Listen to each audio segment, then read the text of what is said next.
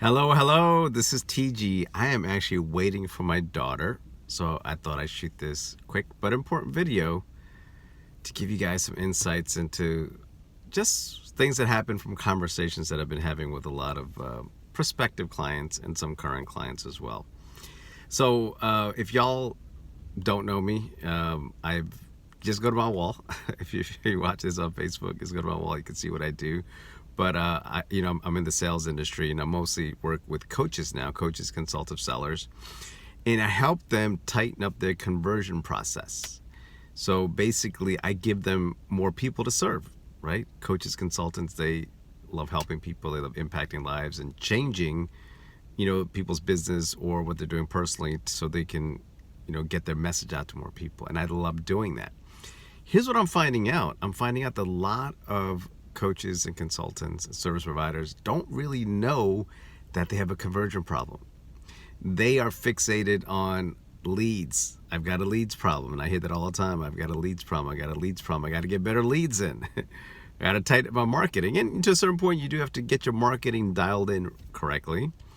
But when I hear coaches tell me, well, I'm converting for every 10 people I talk to, I'm converting maybe one, maybe two. For the average of people tell me they're converting two, that's before they start working with me, that's usually pretty high.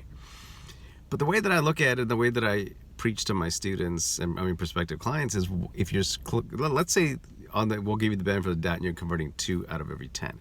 There's 8 people that are not going to be able to benefit from working with you. They're not going to get your message. They're going to get your insights, your experiences, the things that you can do to get them to, if you're a mindset coach or a digital marketer, or you have people with fitness, whatever you're doing, if you don't get an opportunity to, get that message out to more people, and there's 8 of them out of 10 that's not able to get that message, you're not going to be able to impact that life and that business, right? Does that make sense? But all the time I hear is, I got to work on my leads. Well, if you're continuously getting leads in and you're converting only 1 or 2 out of every 10, well, there's a lot of people that are not going to be able to get your help. So doesn't it make sense to get your conversion process figured out so you're not wasting money? Because those leads cost a lot of money, right? So there's lives you can't impact, and there's also money that's being thrown out the window. What if you can you just convert 1 more person, right? Or 2. Let's say your average ticket is 5,000 or 10,000, right? You convert 1 more person out of those 10, you're getting to making an extra $5,000 to $10,000. Does that make sense? So what I do is I help people dial in their conversion process. So what I want you to do is I want you to look at what you're doing and find out, why do you think people are not continuing to work with you, or just choosing not to work with you? Why are they saying no 8 or 9 out of every 10 times? Now, if you're one of those people that are converting, 3 or 4, that's awesome. That's awesome. I mean, I work with students that can convert 5 to 8. So I know the potential's there, and I know I can help you. But even if you don't work with me, I want you to just look at your conversion process and see if you're dialing things in the right way. Are you truly taking the time to listen? So I'm just going to give you a couple of tips here. Are you taking the time to actually listen? And when I say listen, I mean listen, not just listen to ask a question, hear the answer, and then move on to something else. Are you truly taking time to listen? Are you asking follow-up questions from what they say? Like if you ask them, well, what challenges have you had in life in terms of losing weight? Let's say you're a fitness coach. And then they come back and say, well, I have a hard time, staying on diet. Okay? Then you hear that answer and then you go on to something else. Well, you're not really truly listening. You asked a question, you did hear the answer, but you moved on to something else. You're not truly listening. There's ways that you can ask follow-up questions. So tell me a little bit about what you've done in the past. Why do you think that you've had a hard time sticking on diets? What type of diets have you tried? Are you trying diets just to lose weight, or are you looking for a lifestyle change? Right? So that's showing people that you're listening. And when you show people that you truly care and you listen, not just hear the answer, but listen, not just listen to the answer, but actually truly hear what they're saying, it's going to make a big impact. You're going to be able to serve more people. Are you cutting people off as they're speaking? That's one of the big no-nos. So don't do that. Don't cut people off.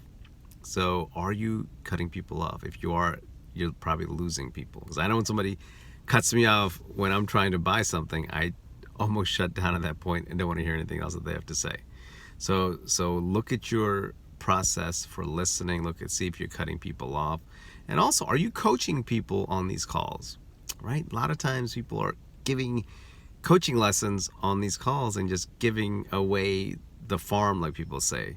And really that's a disservice, because sometimes people, and I understand coaching because I'm a coach myself, and you want to help people, and it's hard to shut it off. You just want to help, and man, I just can't shut it off, TG. I just like to help people and coach. But the thing is, if you give everything away, what people are going to tell you is, let me try that out. Let me work those suggestions you gave me, and then I will get back with you. And most of the times they will never get back with you.